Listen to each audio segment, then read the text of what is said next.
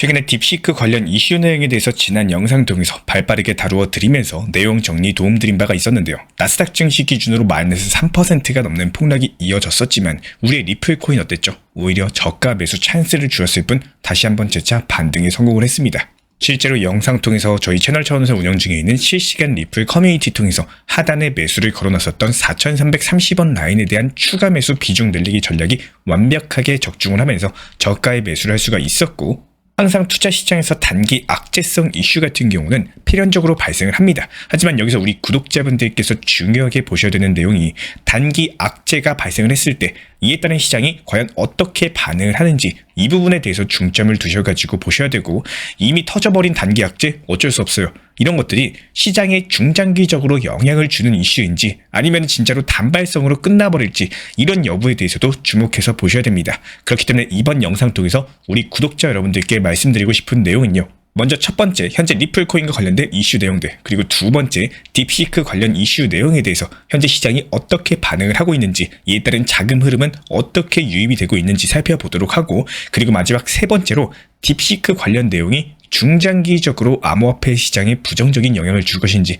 해당 여부에 대해서 살펴보는 시간 가져보도록 하겠습니다. 자, 먼저 현재 시점 리플 코인 차트상 흐름 먼저 살펴보도록 할게요. 어제 시장에서 딥시크 관련 단기 악재로 인해서 단기 낙폭이 발생을 했습니다. 실제로 무섭게 하락을 하다 보니까 우리 구독자분들 반응 자체가 정말 다양했는데요. 먼저 이렇게 어제 영상 통해서 갑작스럽게 흔들리는 시장 절대로 속지 마시고 오히려 저점 매수 찬스임을 영상 통해서 언급을 드렸었고, 한순간의 낙폭으로 인한 불안감으로 인해서 리플 코인 혹은 저희 채널에 대해서 원망하는 댓글도 물론 있었지만, 반대로 이렇게 오히려 리플이 하락하더라도 큰 상승에 대한 추세를 믿어주시고 항상 응원해주시는 우리 구독자분들도 많이 계셨습니다. 저희 채널 차원에서는 기본적으로 모든 댓글에 대해서 감사함을 표시하고 있어요. 가장 무서운 거는 무관심이고 아무런 댓글도 달리지 않는 것이기 때문에 응원해주시는 우리 구독자분들 항상 깊은 감사를 드리고요. 때로는 원망이나 질책을 남겨주시는 구독자분들께도 감사드리고 항상 응원드리고 있다는 점 분명하게 말씀을 드리고 싶습니다. 자, 그렇다면 리플 관련 이슈 내용 시작을 해보도록 할 텐데, 여기서 중요한 거는 서두에 보여드렸던 것처럼 리플이 단기 악재로 인해서 순식간에 10%가 하락을 했다는 점이고요. 이렇게 하락했을 때 거래량이 크게 터졌다는 건 무엇을 의미할까요? 기본적으로 사는 사람 그리고 파는 사람의 합이 맞아야지 거래량이 발생을 합니다. 그렇다면 반대로 거래량이 없는 하락이 나오는 경우에는 크게 사는 사람이 없는데 약간의 매도세로 인해서 가격이 흘러내리는 경우를 뜻하기 때문에 시장의 매수 심리가 오히려 줄어들었다. 한마디로 살 사람이 없다. 이렇게 해석을 해볼 수가 있는데요. 그런데 이번에 리플 코인 같은 경우는 어땠죠? 이번에 하락에서 아주 강력한 신규 매수세를 확인할 수가 있었던 자리였습니다. 실제로 이번 단기 낙폭으로 인해서 리플 고래들이 1억 2천만 XRP에 대한 신규 매수를 한 정황이 포착이 됐고, 딥시크로 인한 단기 악재가 리플 고래 투자자들에게는 리플 코인을 싼 가격에 담을 수 있는 절호의 매수 찬스가 된 겁니다. 게다가 곧 열리게 될 XRP 커뮤니티 데이를 앞두고 XRP 현물 ETF 출시, 그리고 리플넷의 수익 증가를 기대하는 리플의 긍정적인 이슈가 터질 것으로 전망이 되고 있는데요. 여러가지 호재성 이슈를 앞둔 리플 코인이 딥시크라는 단기 악재로 급락을 하게 된 이번 경우에 이어서는 오히려 시장 투자자들이 단기 낙폭을 저가 매수 찬스로 받아들인 것으로 이렇게 해석이 되고 있고, 그렇다면 여기서 중요한 핵심, 시장의 단기 낙폭을 불러일으킨 딥시크 관련 사태가 과연 투자 시장에는 중장기 악재로 작용할 것인가, 이 부분에 대해서 주목을 해주셔야 됩니다. 현재 딥시크의 주장에 따르면 미국의 반도체 수출 제한을 당한 중국이 저사양 칩만으로도 고성능 AI 제품 개발에 성공했다는 게 핵심이에요. 한마디로 저렴한 비용으로도 오픈 AI의 챗 GPT에 맞먹는 성능을 갖췄다는 건데, 이런 것들로 인해서 AI 관련 주식인 엔비디아, 알파벳, 마이크로소프트 줄줄이 단기 낙폭이 이어졌습니다. 실제로 엔비디아는 마이너스 17%가량의 엄청난 폭락이 나왔고, 전반적인 미국 증시 낙폭으로 인해서 암호화폐 시장도 단기적인 타격을 받으면서 가격이 하락을 했지만 비트코인 기준 다시 말아올리는 데 성공을 했어요.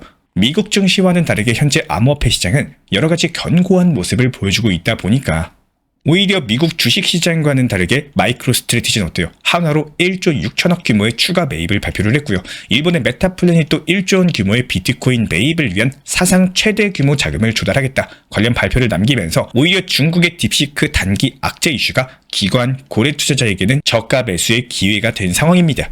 게다가 시장 경쟁 구조를 살펴봤을 때 중국에서 저렴한 AI를 개발을 했다는 것은 따지고 보면 큰 악재로 작용하지는 않아요. 트럼프 측에서도 언급을 남겼지만 지난 역사를 돌아봤을 때도 미국과 소련의 우주기술 경쟁 구도 속에서 오히려 기술은 더 빠르게 성장을 하면서 미국의 완승으로 끝났고 소련은 패배했죠. 이번에도 역시 중국과 미국의 AI 인공지능 전쟁이 시작이 된다면 더욱더 저렴하고 효율적인 인공지능 방법을 서로가 개발을 하게 되면서 오히려 기술의 발전으로 이어지게 될 것으로 보입니다. 이런 상황에서 미국은 운이 좋게도 트럼프 대통령 당선 시기이다 보니까 트럼프가 지난 4년간 바이든 행정부의 파괴적인 AI 인공지능 규제에 대해서 전부 다 철회해라 관련 행정명령을 내린 바가 있었고, 이에 따라서 미국의 AI 기업들이 다시 한번 중국의 추격을 따돌릴 수 있는 큰 규모의 기술을 펼칠 수 있을 것으로 전망이 되기 때문에 결과적으로 중국 딥시크의 저렴한 AI 출시 자체가 단기 악재일 수는 있어도 중장기적으로 큰 악재로 작용할 수가 없는 구조를 가지고 있습니다. 이에 따른 단기 자금 추이를 살펴봤을 때 비트코인 현물 ETF 기준 지난 8거래일 동안 순유입세가 지속되다가 이번에 6,600억 원이 빠져나갔는데요. 숫자만 놓고 봤을 때는 큰 규모일 수 있겠지만 실제로 지난주에만 2조 5천억 원이 순유입이 된 바가 있었고, 종합적인 규모로 따져봤을 때 지난 3주일간 39억 달러, 한화로 5조 5천억가량의 대규모 자금이 순유입이 된 바가 있었기 때문에 지금부터 중요한 거는 순유출 흐름이 지속되는지 여부일 뿐이지, 단기적으로 이번에 나간 6,600억 자금 규모 자체가 여태까지 유입된 자금과 대비했을 때는 턱없이 적은 수준이다. 그렇기 때문에 자금 흐름으로 인한 악재로 작용하지는 않는다. 이렇게 해석이 되고 있습니다. 여기에 대해서 우리 구독자분들께 설명드리고 싶은 내용은요, 리플 코인에 대해서 추가 매수 계획을 갖고 계신 분들 조금은 현실적으로 설명드려보고 싶습니다. 리플 코인에 대해서 많은 비중 혹은 추가 매수 타점을 계획하시는 분들 중에서 특히 최근 암호화폐 시장을 시작하신 분들, 너무 무리하게 고점 라인에서 추격 매수를 반복하시는 분들이 많으시다는 겁니다. 고점 추격 매수는 가장 기본적으로 매수를 해도 불안하고 매도를 해도 후회하죠. 결국에 어떤 선택을 하든 후회의 연속이 남을 확률이 큰 위험한 매매 방법 중에 하나입니다. 가장 효율적으로 대응하는 방법 중에 하나는요, 거미줄 매매 기법처럼 적당한 단기 저점 구간의 비중을 나눠서 분할로서 매수를 걸어 놓는다는 겁니다. 한 방에 몰빵으로 매수를 하고 거기서부터 쭉 올라가면은 물론 당연히 좋겠죠. 하지만 현실적인 투자 시장은 그렇게 되는 것보다 신기하게 내가 매수하면 떨어져요.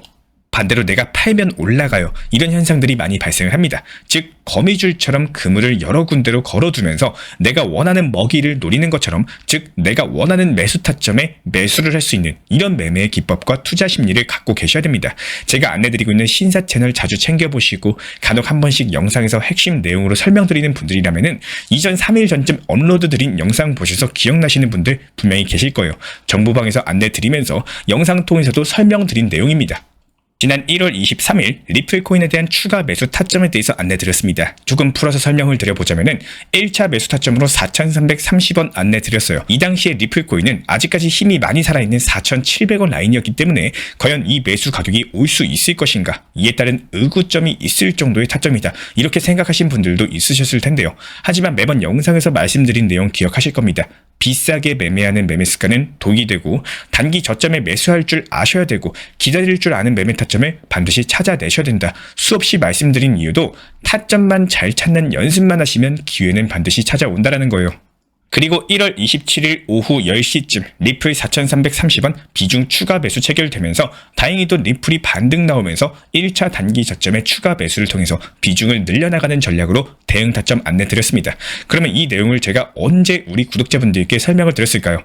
또 설명을 드린 내용이고 영상에서도 많이 강조드리는 내용인데요. 너무 쫓기듯이 매수하려고 하지 마시고 포트폴리오에 대한 관리 그리고 혹은 리플에만 관심이 있다고 했을 때 적당한 비중 같은 경우는 끌고 가시되 일부 현금 비중을 활용하면서 낮은 단가에 매수하려고 하셔야 됩니다. 이렇게 영상 통해서도 똑같은 내용으로 똑같이 강조드렸습니다. 하지만 이때 당시에 리플이 4,700원 부분으로 과연 이 가격이 올까, 이렇게 생각을 하시거나 혹은 스쳐 지나가신 분들도 분명히 많이 계실 거예요. 상식적으로만 하고 싶은 대로만 그리고 본능대로만 여러 가지 매매를 하려고 하시면은 결국에 투자 심리는 똑같습니다. 올라갈 때 사고 싶고 떨어질 때 팔고 싶은 게 10분 중에 8명 똑같은 투자 심리라는 겁니다.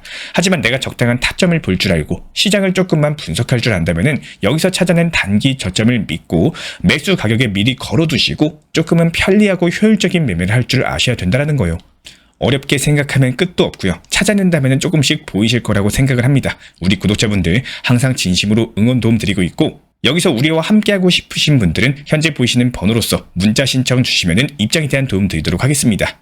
제가 안내해드리고 있는 코인 신사 채널 멤버십 전용방에 대해서 짧게 설명드려 보도록 하겠습니다. 리플, 암호화폐 시장에 대한 중요한 이슈, 그리고 브리핑이나 시장의 흐름에 대한 전문적인 분석 내용 설명과 함께 차트상의 기술적 분석, 온체인 지표와 투자 심리에 대한 내용들을 같이 안내 도움드리고 있고, 가장 중요한 투자 심리를 컨트롤하기 위해서 포트폴리오의 구성에 대한 노하우, 투자 심리 컨트롤에 대한 내용도 같이 안내드리고 있습니다. 코인 신사 스터디 멤버십 가입하신 분들께서는 아래 번호 혹은 신청 링크 통해서 남겨주시면 제가 연락드리고 있고, 안내 설명과 함께 신사 채널 리플 전용 멤버십 방에도 입장 안내 설명드리고 있습니다.